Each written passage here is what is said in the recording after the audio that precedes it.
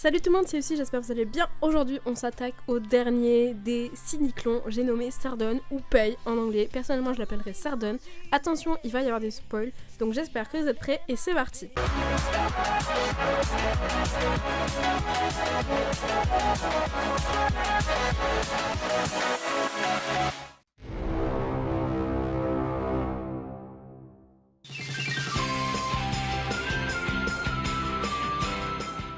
Paye en anglais ou Sardone est un antagoniste de Tokyo Mew Mew ou de Mew Mew Power l'anime. C'est un alien alias cyniclon. C'est le plus vieux et le plus grand des trois cyniclons.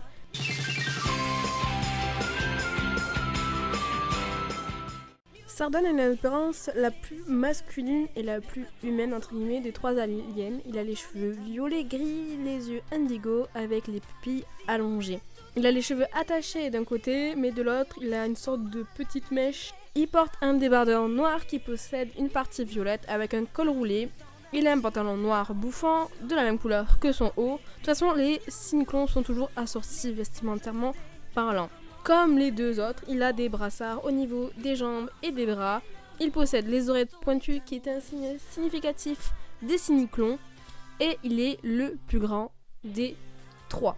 Alors, en faisant les recherches, il est dit qu'il est frère avec Tarb et Dren, mais pour moi, il n'a pas été frère, ce n'est jamais dit dans l'anime ni dans le manga. De toute façon, ils se ressemblent pas physiquement, donc ça m'étonnerait qu'ils soient frères. Genre, ils viennent de la même planète, ça c'est sûr, mais frères, je ne suis pas sûre. Donc, à vous de me dire ce que vous en pensez. Pour moi, dans mes recherches, il y en a qui disent que oui, il y en a qui disent que non. Pour moi, c'est non. Donc, dites-moi vous ce que vous en pensez.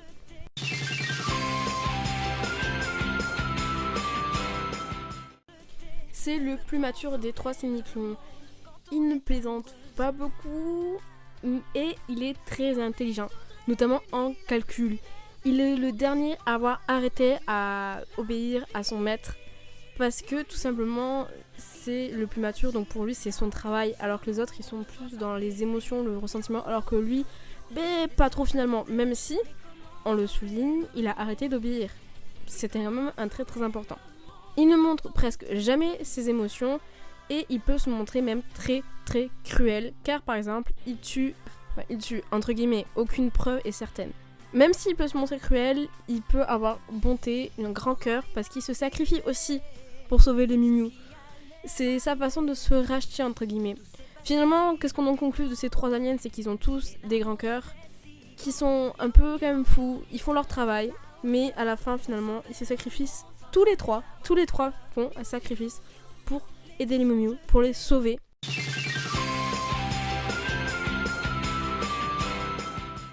Bon, on va pas se mentir que Sardone, c'est le cyniclon avec lequel on a le moins d'affection, dans le sens où il arrive super tard, épisode 35 je crois, et on ne connaît finalement pas tellement son histoire, on va pas se mentir. On sait juste que comme Tarb et Dren, ils vivaient avant sur Terre et ils sont partis, mais la Terre, enfin la nouvelle planète sur laquelle se trouvent est en train de mourir, donc ils veulent récupérer la Terre. En arrivant, ils découvrent les hommes, sauf qu'ils veulent les dégager, donc leur objectif c'est de tuer les hommes pour pouvoir la récupérer. Sauf qu'il s'avère que c'est plus compliqué que prévu parce qu'il y a les Mew Mew, donc ils entament une petite guerre. Une grosse guerre, parce que la fin quand même détruisent presque Tokyo. Ces moments d'apparition sont aussi peu nombreux, on voit juste entre guillemets des jeux de regard entre Bridget et lui pour certaines personnes. Pour moi je ne sais pas trop, en vrai oui et non j'ai envie de dire. Mais apparemment, d'après des recherches encore plus approfondies, la mangakette aurait confirmé que Dren, Tarb et Sardone sont bien frères. Alors, si elle avait pas confirmé, je sais pas si vraiment j'aurais cru. C'est tout pour son histoire, c'est tout pour ses apparitions. Je n'ai pas plus d'infos sur Sardone.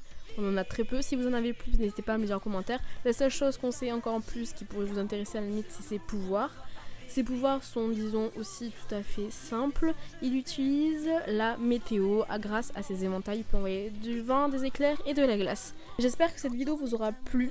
C'était le dernier, vidéo très courte. Désolée pour les qualités de vidéo qui sont pas ouf, j'ai fait de mon mieux, j'ai essayé de trouver des trucs vraiment stylés, mais je pouvais pas faire mieux. Donc j'espère que ça vous aura plu, n'hésitez pas à me dire en commentaire quel trio ou quatuor ou quel personnage vous souhaitez voir pour le prochain Tout Savoir Sûr, et moi je vous dis à bientôt pour une nouvelle vidéo.